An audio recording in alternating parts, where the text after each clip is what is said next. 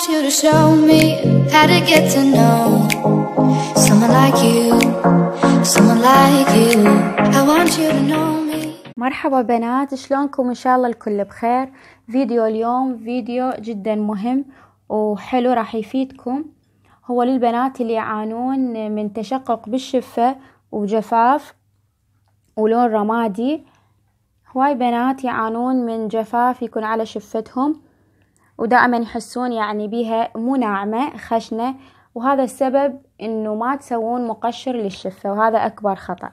لازم كل اسبوع نسوي مقشر للشفة، والمقشر هسه راح اسويه وياكم وشوفوا شو الاشياء اللي نحتاجها للمقشر. نحتاج خاشوقة شاي شكر، وخاشوقة شاي دارسين او قرفة. احنا بالعراق نقول دارسين، وبعض الدول يسموها قرفة. ها مثل ما تشوفون راح نخلطهم. طبعا هذا المقشر راح يخلينا نتخلص من الجلد الميت اللي على الشفة، وراح يسويها كلش ناعمة. وراح نستخدم خاشوقة شاي، زيت الزيتون او زيت جوز الهند حسب ايش عندك، زيت الزيتون او زيت جوز الهند. راح استخدم خاشوقتين شاي.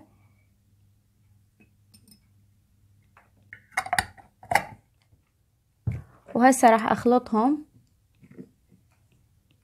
بهذا الشكل.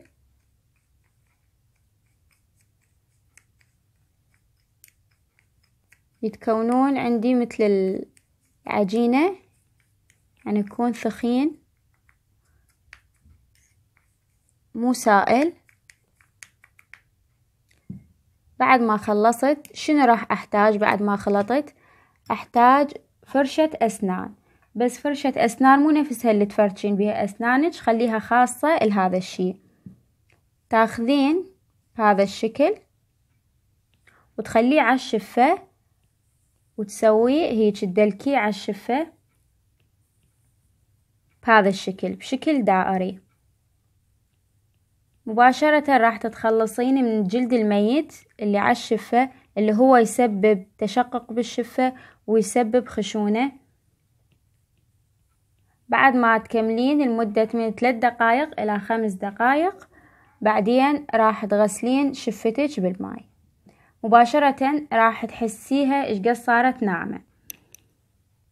بنات هسه بعد ما خلصنا وغسلنا الشفة بالماء، هسه راح أسوي هذا اللي ذاك اليوم رويته إلكم. من سويت روتين الليلي رويته إلكم، قلت لكم إذا حابين أسوي إلكم. هواي بنات قالوا إيه يا ريت تسوي لنا إياه. هذا يستخدم ليلي مرطب للشفة. هذا المرطب راح يخلي الشفة الرمادية يحولها إلى شفة وردية. دائما راح تكون شفتك وردية، لأن انت كل يوم بالليل راح تستخدميه، وراح تكون الشفة كلش ناعمة. شنو هو اللي نحتاجه؟ نحتاج زيت الجليسرين او الغليسرين او الجليسرين حسب شو تسموه انتو. هذا يكون شكله مثل ما قلت لكم انه ينباع عند العطارين، وسعره 2000 دينار. ونحتاج ثاني مكون اللي هو فازلين، اكيد كلكم تعرفوا الفازلين. ونحتاج المكون الثالث حمرة سحرية. الحمرة هاي السحرية. ايش راح تسوون؟ راح تاخذون خاشوقة شاي فازلين، وخاشوقة شاي زيت الجليسرين، وشوية حمرة. راح تخلطوهم سوية، ثلاثتهم ذول المكونات راح تخلطوهم سوية. بعدين عندك علبة حمرة فارغة او علبة مثل هاي هسه انا اللي مسويتها، اي علبة عندك. راح تخلين المكون الخليط مال ذين المكونات 3 تخليه بيهم هنا، وتقدرين تستخدميه كل يوم بالليل.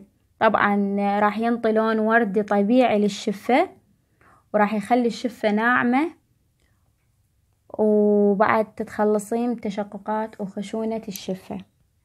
جربوا هاي الوصفات اللي قلت لكم عليها، وقولوا شنو رأيكم بيها. واللي هنا انتهى الفيديو، يا ريت عجبكم واستفاديتوا من عنده. مع السلامة. لا تنسون تشتركون بقناتي.